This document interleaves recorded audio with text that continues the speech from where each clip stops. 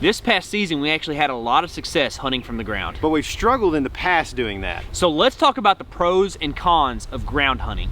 This is everything that we think you need to know about ground hunting. But we got to talk about something. What is ground hunting? Tyler? Ground hunting is typically thought of, for us at least, as hunting from the ground with kind of the natural resources around you as cover. Not necessarily hunting out of a ground blind. If you're going to carry something in to hide behind, as in like a ground blind, then that is ground hunting, I guess, but it's not what we're talking about here. So we're going to discuss things that have to do with mobily ground hunting, using the cover that is out there for you. Yeah, and there's kind of like two different types or approaches to doing that. There's ambush style, which is kind of like hunting from a tree but from the ground, and then there's also spot and stalk. So I'm gonna talk a little bit about ambush stuff. It's kind of something that we use pretty often, and you can kind of use these fluidly, where you go out to a property and you see a big buck, you try to move in on them, and you say, oh my goodness, I'm gonna just stay right here, or I'm gonna go right over there, and I'm gonna sit up and I'm gonna wait on that deer to come by. That's ambush hunting. You know, that's one of the cases where you'll use, like, you know, maybe some berry bushes or whatever that you have around you to kind of help with your concealment, kind of get tucked up in a spot and, you know, ambush them, per se. A part of this, the reason that we would like to do this, or we do this, or other people would do this, is because it gives you this aspect of mobility that you don't have when you're hunting a tree stand quite as much. Even though technically saddle hunters are called mobile hunters a lot of times, this would allow even more mobility. And you can turn that ambush into a spot and stalk, you know, at any time if you see the right deer, right? Yeah. So a couple of things that we would need to kind of know, or that we would assume that we would want to know when we go into maybe a ground hunting scenario is, you know, you want to understand general deer movement. Just like you do with a tree stand, you know, or a saddle anytime you would hunt, you want to understand general deer movement. So the better you understand how deer act across the spectrum in any habitat, the better your chances are going to be. But even more so, if you get to a particular property that you know you're going to be maybe ground hunting, to understand the deer movement in that particular property, if you can pre-scout it or you've hunted it in the past, man, that can be a big advantage. Yeah, and to go along with that, you probably need to determine if you're hunting a particular buck or if you're just deer hunting, because it's going to really change your approach, how aggressive you are, and, you know, just kind of the moves that you make. Because I could think back to some past seasons where, like, Tyler and I were just running around like crazy trying to shoot a buck, and that's a lot of fun because you get to just be super aggressive, use all kinds of tactics, run around all over the place. You can kind of come back to this past season in 21. I was hunting a really particular deer, which hardly ever happens for me, and it was a little bit strange for me, but I really had to be a little bit more careful with the moves that I made, the choices that I made, and kind of move in, not slower, but just with a little bit more caution. Because, you know, if you're hunting one particular deer and you bump him from the ground, he smells you or whatever, that can change your whole season. Yeah. Whereas if you're just, you know, say you're on an out-of-state hunt and you just want to have a lot of fun and go kill a good deer, then you can just go in and kind of use the stuff that you talked about to get in the way of some deer and hopefully have a really good hunt and shoot a good buck. Yeah, you got to understand what you're trying to do here. So, you know, like in South Dakota last year, I know that you were pretty much just trying to get in the way of any buck. Right? Absolutely. And so, like, you were being aggressive. You were moving around from these, like, different bushes to, you know, sumac stuff and moving around. And, like, the deer even, like, caught you at one point and you still got a shot off. Is awesome, man. That was a lot of crazy fun. cool hunt. And that's, you know, and that's, you can ambush or spot and stalk, whether you're hunting a particular deer or you're hunting just deer in general. Yeah. It's really depends on kind of the lay of the land, what you want, how aggressive you want to be. So you got to think about these things as you go. And, you know, if you're hunting a particular deer, a lot of times, like in Kansas last year, you and Eric were hunting a very big deer and tried to ambush the deer, but we had already spot and stalked him at one point Yeah, too. exactly. So it's and very, didn't blow it too bad. The deer saw us, or he saw our decoy and left out, but we felt pretty good about it still, you know, because he never smelled us or never like really got bumped by us super hard. So it's still like that cautious thing, which looking back in the moment, we thought we were being really aggressive. Because we figured out that that's really the way you kill deer on the ground. Like, if you sit back, it never ends up going good for you. You just end up spending a lot of time not killing something. But, you know, that is the case where you kind of intertwined all that stuff. I think too, back to my Kansas hunt where I did kill this year, we tried to ambush and call to this buck and never saw him, and decided to get up and make a slow approach. Definitely heavy on the spot side of spot and stalk. Really, I didn't know where the deer was, and walked very slowly up to an area to and ended up spotting a little tip of a main beam and was able to put the stalk on him and shoot him. So like it can really work to your favor to even do both things in one morning. You know, it's kind of crazy how much this stuff intertwines. Yeah, and I think, one reason that we ground hunt is we get into a particular property that doesn't have, not that it doesn't have trees, but that the trees may not be where the deer want to be, right? And so you can definitely spot and stalk in heavy timber and stuff like that. It works really well in heavy timber because you have shadows and stuff that you can break up behind. In the open country, it's tough a lot of times. But, those are some of the things I failed to mention that I wanted to mention. Now, you shot that deer. He was basically bedded. I mean, was he bedded when you shot him, or did he stand up? That is up for debate. But he can see vitals, but not legs. Yeah, we're thinking that the deer was actually still bedded. In the moment, it happened so fast, I thought he had stood up because he kind of came into view. Y'all need to go watch the video if you haven't. It's pretty cool. But a doe that he was bedded with, so, retrospectively, he had a doe on lockdown. It was about the second week of the rut. He was, in a classic lockdown situation. He had this doe in a really little hole, and she busted out. We didn't know she was there because we'd never seen her. And then he kind of like turned like that, and that's when I saw him in vitals and took the shot. So he was in his like primary bed. Yeah. Well, one thing you want to make sure if you're going to stalk a deer that's in its bed is, that's another thing you need to know about deer is like how they bed in relation to wind. So a lot of times what a deer is going to do is he's going to bed where the wind is coming over from the back of his head, basically. So he'll bed, he'll be facing one direction with his body, and at a 90, his head will be turned at a 90 to his body, typically, in that direction, and he'll be looking downwind because he can't smell anything in that direction, right? Because the wind's blowing it away from him. So he can smell things coming from behind him. So if you can be seen, which is another thing about ground hunting we have to understand, is that you can be seen pretty easily when you're hunting from the ground as opposed to being able to be up in a tree above the periphery of a deer's vision. But you want to be able to stay out of his sight, but also out of his scent, or out of where he can't smell you. So that's something you have to think about when you're stalking a deer. Say you started out in an ambush situation, you see a deer bed. If you want to stalk that deer, you have to assume via using terrain and grass and all these things, if you can actually make this and pull this stalk off. So that's where, like last year for me, I shot a really big deer. The biggest deer I've ever shot, actually, in a spot and stalk situation. I started out kind of hunting, but in an ambush style somewhat, but ended up really just straight up stalking this deer. And I used some of the terrain features, the hybrid map on OnX.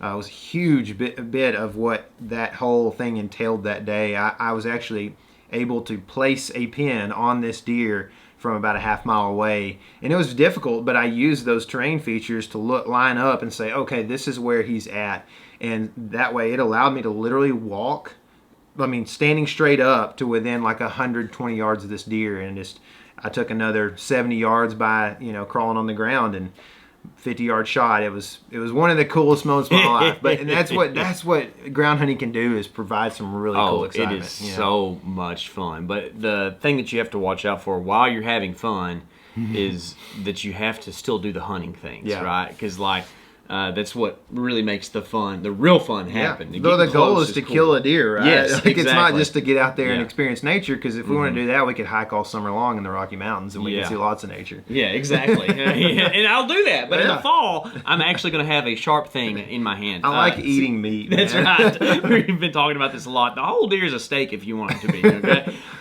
So one of the problems that you do have from the ground is you can't really always see as well, right? And we were just talking about how cover is sometimes different for ground hunting than it is for, if you're in a tree. Like sometimes cover is only, 3 foot of grass for you and the deer.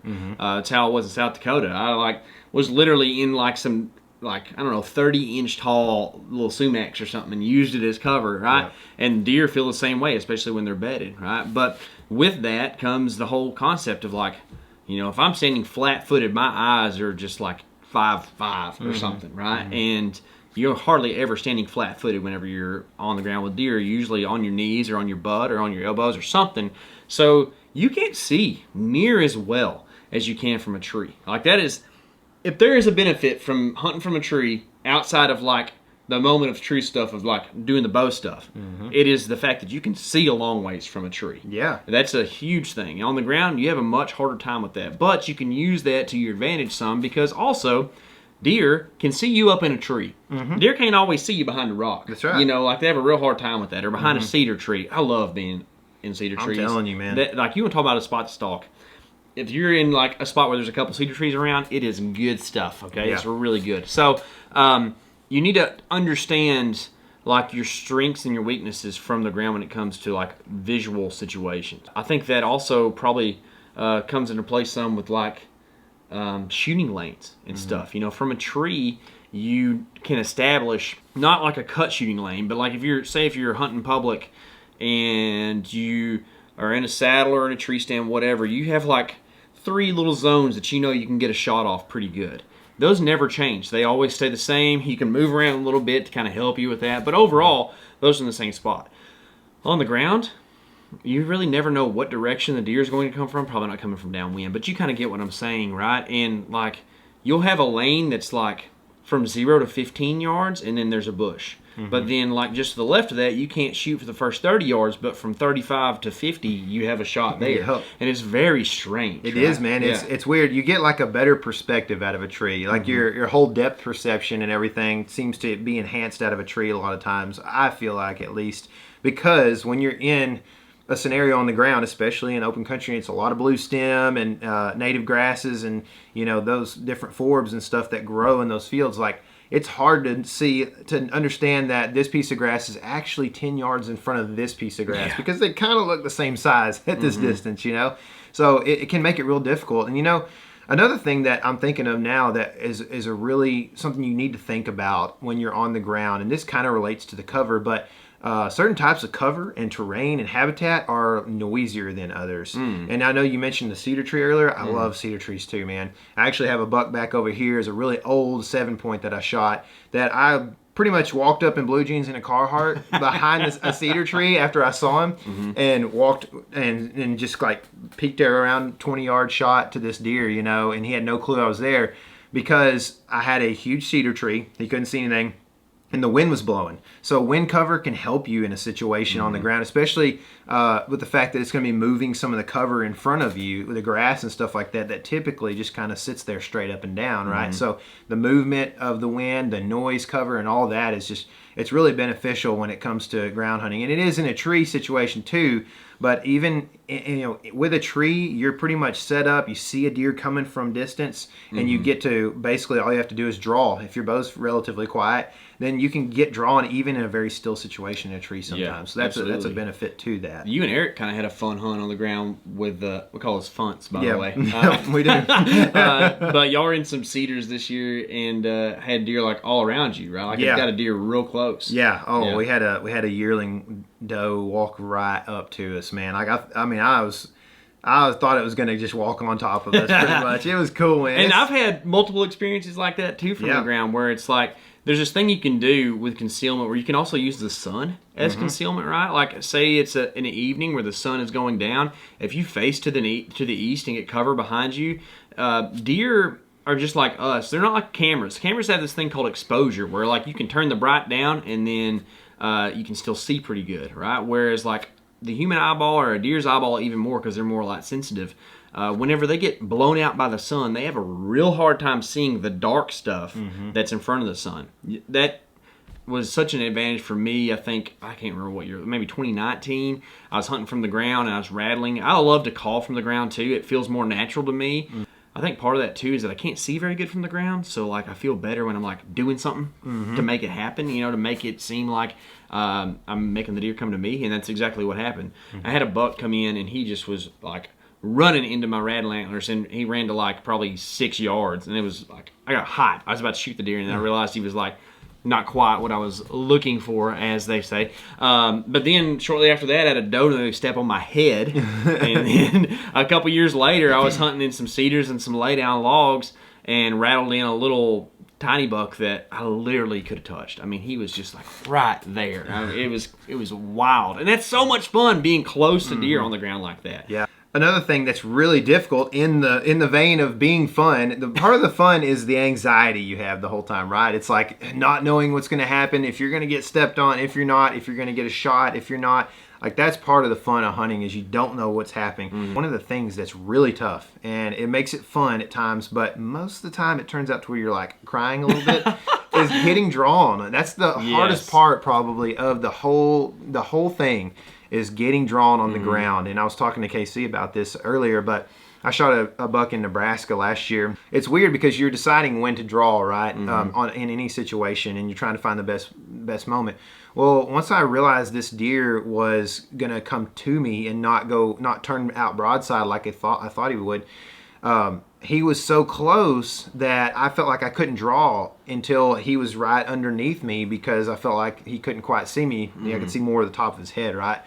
But on the ground, if you have to draw on a deer within 10 yards, there's a good chance you're getting busted. Yeah, or at any point, really, but especially, like, I don't see how you would draw on a deer within 10 yards of you unless it was directly looking away and could not hear you because of wind noise or something. it's just confused or rutted up. In 2019 in South Dakota, I shot a really big deer from the ground, and it did not go well. I actually hit it high in the shoulder, and just the deer lived over it. So kind of tough to deal with, but the whole situation worked up until the point of impact. So I actually grunted this deer in from the ground. I was in an ambush situation. I was set up in a little group of brushy trees and grunted at this deer. He was like 60 yards out, and he kind of circled around like he was going to try to smell me, but he was looking in there the whole time. And he was real interested in what was going on there, because there's a deer grunting from this little hole, right? So he's trying to figure it all out. And I was actually able to draw on that buck with him pretty much looking at me, because it was dark in there where I was, and he was up kind of skyline, so he probably was having a hard time seeing. But also, he was like looking for movement. He was looking for a deer in there. So like, it kind of made sense that something would move around. And overall, that hunt was, as far as tactically goes, it was a success. I just didn't pull off the kill. Yeah, that's a situation where I think a decoy could really help you on the ground in some scenarios where, it can draw the deer's attention away from you long enough that once you do draw, you like, it feels like there's deer in the area, and that it would be naturally like something that happens, that there's movement off to the side of this other buck, decoy, or whatever, right? And you used a decoy last year from the ground some, and almost got it done last year, using a decoy. Dude, that was a weird thing. So I was using a 2-dimensional decoy, and it worked some. We used a big 3D buck. What's that thing called? I can't remember. Boss buck. Yeah. Yep. And then we used a heads-up decoy some too. And the heads-up is cool, but I think it's better in hand, because what ended up happening is, it actually worked for us on the big buck some. Tyler and I stalked a giant buck in Kansas. We had the heads-up decoy in our hands, and we had another deer come in from a weird direction and mess things up. When there's too many deer, it's a problem. Okay. But that was a giant buck. Got real close to him with the heads-up decoy. A couple days later, we stationed the heads-up decoy and rattled in a really nice buck that was muscled up, real big dude. And he got so far around that the 2-dimensional decoy went to 1 dimension, and he did not like that very much. Disappeared on him. So if we were able to rotate that with it, it would help a whole lot. But I think that deer would have been like in our laps if we would have done that. For sure. There's a couple of things that I wanted to talk about when it comes to drawing on the ground too, some ideas and thoughts that I have. One, in 2018, I shot a really old deer. I was hunting a particular deer in this instance, and it was ambush style hunting. And I was using terrain to basically lean back on this hill and draw my bow and then sit up and shoot. And I think that's a plausible thing that can happen, that you can do. It's really not hard to draw on your back and then sit up. The one thing you got to do is just make sure you stay pulled back into your wall as you sit up. So when you sit up, you're ready to go and shoot. You don't. No, it almost happened to me too. You know, I think it actually might have happened the first time I did that. But another thought about it is you can go in like crunch mode and try to draw. And I've done that before. It is one of the more difficult ways you could ever draw a bow, at least a compound. It's like drawing a trad bow like the guys do where they kind of hunch over and lean, but it's like being more hunched over because you're really trying to stay below this grass and then trying to draw a compound, 70 pounds or whatever that is. And it's really difficult. And I've tried it and I've pulled it off a couple times. But to be honest, the first time I ever tried that draw, I think it was 2019. I was hunting a little 80-acre piece of property we got permission to hunt. I actually got kicked out of a stand on public land. Long story, won't tell it right now.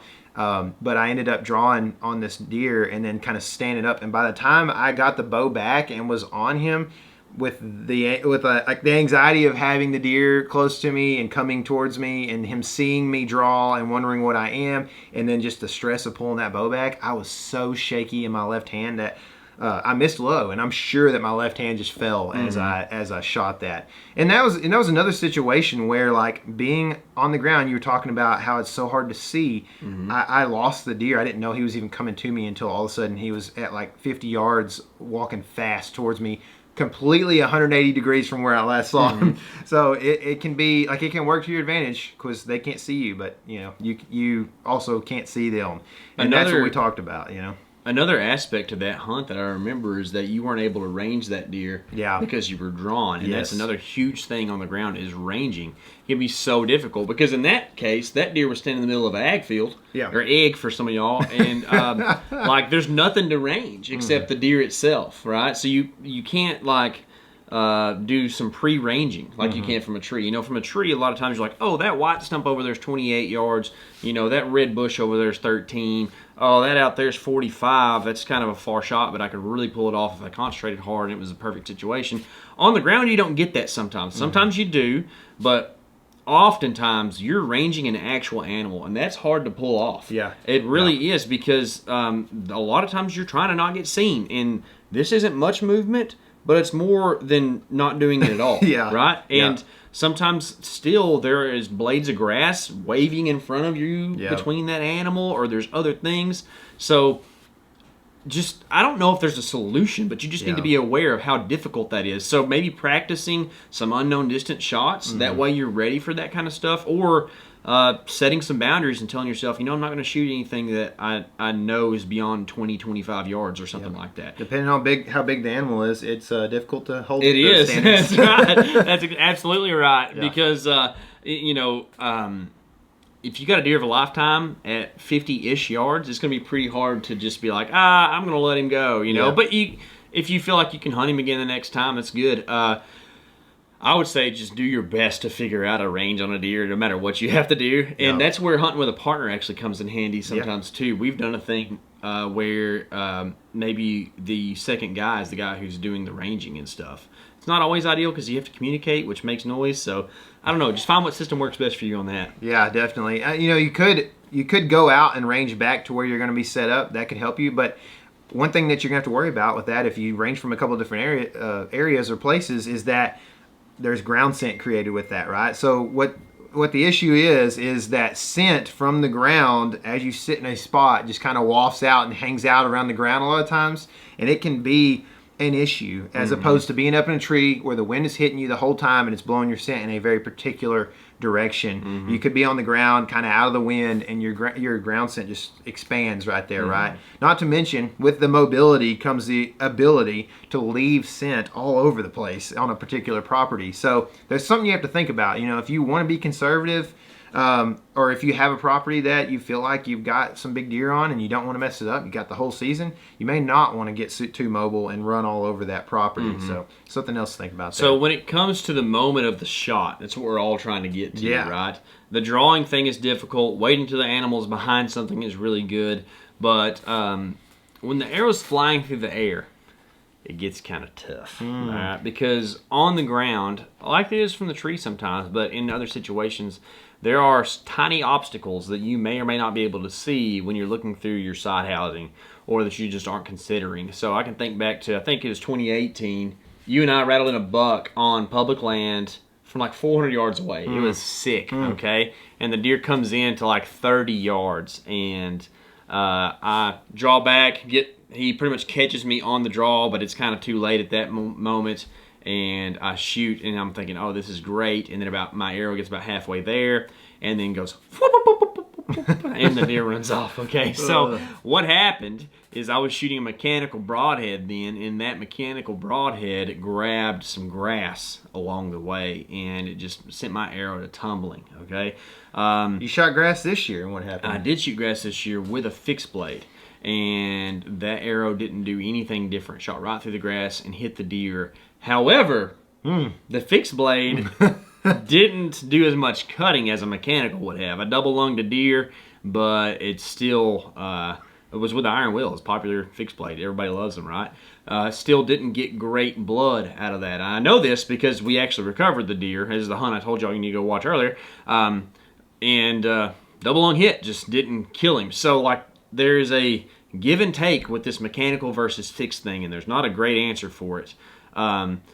We do have a podcast about it that's very lengthy. You can go listen to if you want to. And I'll tell you this, I'll have both in my quiver for certain situations, but I think about 80% of the time I will be shooting a mechanical. The only time I'm going to shoot a fixed is whenever I'm in a thick area of cover, and I'm not trying to shoot through stuff intentionally, okay? That's not a good thing to do. Take open shots, because that's what's going to give you the highest chance of success.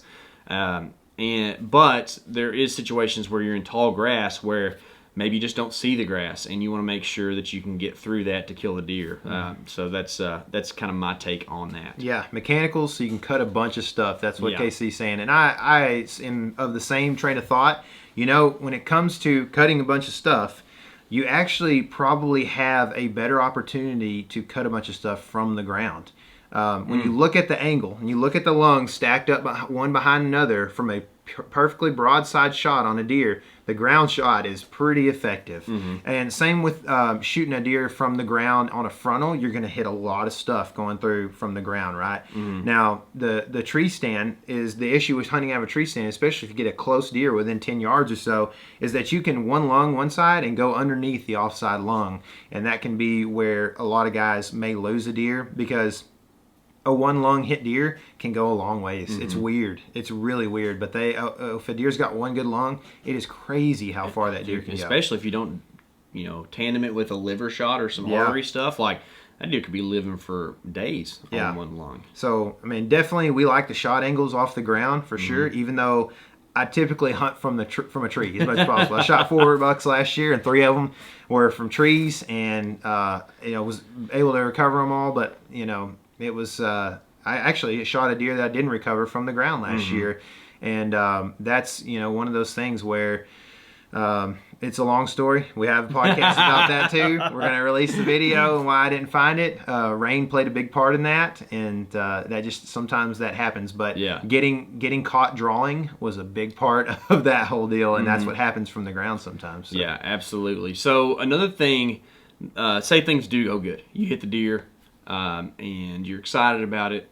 When you're on the ground, it's very alluring to want to just run over there to the deer, right? And there's always this let's give him 30 minutes thing or whatever. So for some reason that became like the thing, even when you rip one, right? But unless you see a deer fall, there's always some level of unknown there, right? And when you're on the ground, it's just so easy to just go over there and see what happened. Okay, that's not see what happens. It's different. That's the singular version. Past tense.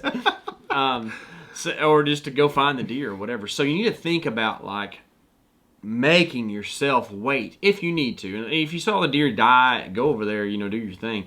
But I can just see a world where it's real easy, and actually have had a person I was hunting with do this, where they go and bump a deer, and then you don't end up recovering the deer because you got a little bit too antsy, right? So on the ground, there's not this lag time of getting down out of the stand and getting all your stuff together, right? So you just kind of got to add that on to your cushion of how much time you're going to let a deer sit. So pretty much don't get too antsy after you shoot. Go ahead and give the deer the ample time it takes to make sure that deer has expired. Yeah, that's a good tip. You know, lastly, the one thing we got to talk about is hunting from the ground is fun.